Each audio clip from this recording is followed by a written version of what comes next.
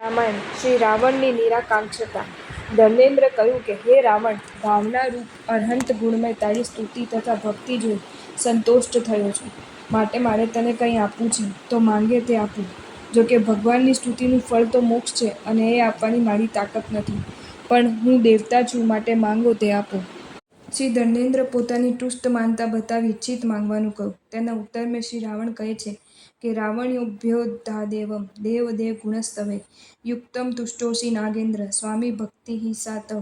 હે નાગેન્દ્ર, દેવોના પણ દેવ ગુણોની સ્તુતિથી આપ તુષ્ટમાન થયા છો તે યુક્ત છે, કારણ કે તે આપની સ્વામી ભક્તિ છે. વાત પણ સાચી છે કે ભક્તિ વિના બીજું એક પણ કારણ શ્રી ધર્મેન્દ્રને તુષ્ટમાન થવાનું નથી. શ્રી ધર્મેન્દ્ર પાસે કાંઈ ભક્તિ કરવાના ઉપકરણો કમ નથી. સમ્યક દ્રષ્ટિ આત્માઓ જરૂર શ્રી જિનેશ્વર દેવોની સ્તવનાઓના શ્રવણથી આનંદ પામે. એ જ કારણ શ્રી રાવણ કહે છે કે દેવાદિદેવની સ્તવનાથી આપ ખુશ થાઓ. એ આપના જેવા માટે યોગ્ય છે, કારણ કે તે ખુશી તે આપની ભક્તિ સૂચવે છે. પણ યથા તવ દદાનસ્ય સ્વામી ભક્તિ પ્રકુષ્યતે તથા મમા દાનસ્ય સા કામમ કુષ્યતે. જેમ વરદાન આપતા આપની ભક્તિ વૃદ્ધિ પામે છે, તેમ તેનો સ્વીકાર કરતા મારી ભક્તિ અતિશય હીનતાને પામે છે. સમજાય છે કે આવા પ્રસંગે પૂતગલ આનંદી આત્માઓની ભક્તિ હીનતાને પામી જાય છે. પૂતગલની લાલસાઓમાં સડતા આત્માઓ સાચી ભક્તિ કરી શકતા જ નથી, કારણ કે એ આત્માઓને ભક્તિનો ઉત્કર્ષ શામાં છે અને અપકર્ષ શામાં છે એની સમજ જ હોતી નથી. દેવેન્દ્ર આવે ત્યારે આટલું ભાન કોને રહે? સંસારમાં પડેલા, ભોગમાં આસક્ત અને એકાંત વિષયાધીન આત્માઓને ભાન જ ન રહે. માટે જ ધર્મી બનવું હોય તો અધર્મને ખોટો માનતા શીખો. ધર્મી થવું હોય તો પાપને પાપ તરીકે સમજો. અધર્મના ત્યાગ વિના ધર્મ ન આવે. પાપને પાપ માન્યા વિના પુણ્ય કાર્ય ઉપર સાચો પ્રેમ ન થાય. ઉત્તર દેવાની આટલી અને આવી તાકાત હોય તો દુનિયાની એક પણ ચીજ એવી નથી કે જે તમને અકળાવે. આજે તો ગ્રાહકને રીઝવવા ધર્મના સોગંદ પણ ખવાય છે. પરમાત્માને વચ્ચે રાખીને કહું છું એમ પણ કહેવાય છે. જુઓ, આ તે ધર્મનું બહુમાન કે અપમાન? ધર્મ આવે કઈ રીતે? અનીતિ કરવી અને કહેવું કે જમાના માટે જરૂરી છે. ખોટું સાચામાં જમાનાના નામે ખપાવવું છે. સાધુ બહુ કહે તો કહી દે કે એ તો ઉપાશ્રયમાં રહે, એમને બજારની ઓછી ખબર. રૂપિયા જોઈએ તો લાવવા ક્યાંથી? હું કહું છું કે જ્યાં સુધી આવી માન્યતા છે ત્યાં સુધી ધર્મ હૃદયમાં ઉતરવાનું નથી. ઓછું મળે તો ઓછું, પણ પાપ તો ન જ થાય એ માન્યતા દ્રઢ હોવી જોઈએ. કદાચ થઈ જાય તો એની પ્રશંસા તો હોય જ નહીં. ધર્મનિષ્ઠ આત્માને પાપ પ્રત્યે સદ્ભાવ ન જોવો જોઈએ. શ્રી રાવણ ભોગી છે, પણ પ્રભુના મંદિરમાં કે મુનિના યોગમાં એનો આત્મા તલ્લીન બનતો. ભોગમાંથી તે વખતે તેનો આત્મા કકળતો, કહેતો કે સુખનું કારણ તો આ જ છે. ઇન્દ્ર તુષ્ટમાન થાય તેવી ભક્તિ કરે એ કેટલી ઊંચી ભક્તિ! એક સ્તવન ગાઓ તેમાં તો મન અને ઇન્દ્રિયો બધે ભટકે, જ્યારે શ્રી રાવણ ભક્તિમાં ત્રુટિ પડવા ના દે. શરીરના સ્નાયુને પણ વીણા સાથે બાંધ્યો. આ કઈ ભક્તિ?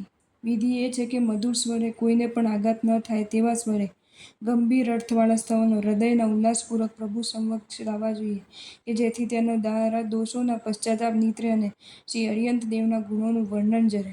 આ રીતે આત્મા દોષથી પાછો ફરે, એટલે બહાર ગયા પછી વિષય કશાયમાં પહેલાંના માફક રાચે નહીં.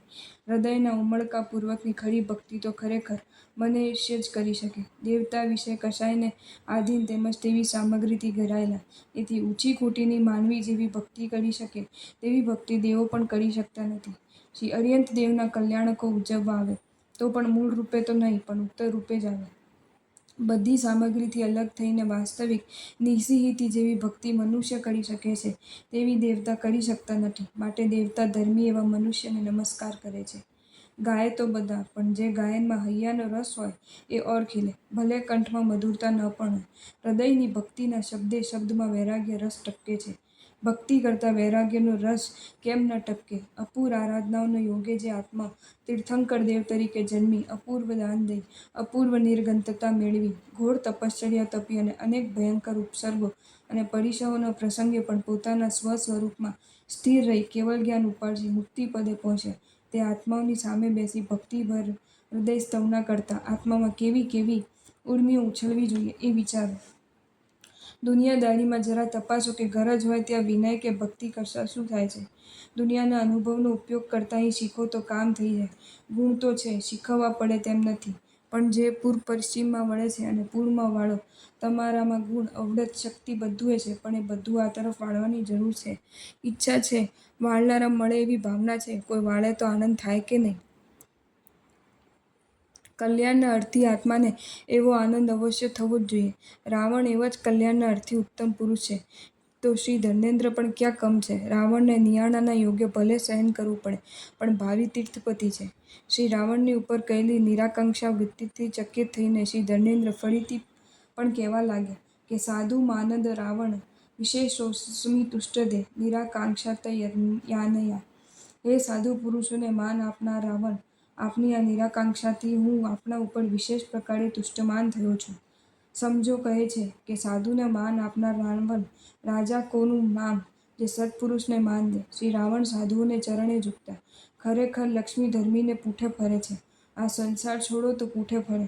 માંગવા નીકળ્યા તો ન માંગે અને આગે, અને માંગે ત્યાંથી ભાગે, એવો ન્યાય આ દુનિયાની રિદ્ધિ સિદ્ધિનો છે. શ્રી રાવણને છતાં, શ્રી રાવણની મરજી નહીં છતાં, રાવણનો ઇનકાર છતાં શ્રી ધર્મેન્દ્ર પોતે અમોઘ વિજયા નામની શક્તિ અને રૂપવિકારિણી નામની વિદ્યા શ્રી રાવણને આપી અને પોતાના સ્થાનમાં ગયા. જો તમને આ વિડીયો ગમ્યો હોય તો આ વિડીયોને લાઈક કરો અને શેર કરો, અને આવા જ નવા વિડીયો જોવા માટે જૈન ફેક્ટ્સ એન્ડ સ્ટોરીઝની ચેનલને સબસ્ક્રાઈબ કરો. ધન્યવાદ.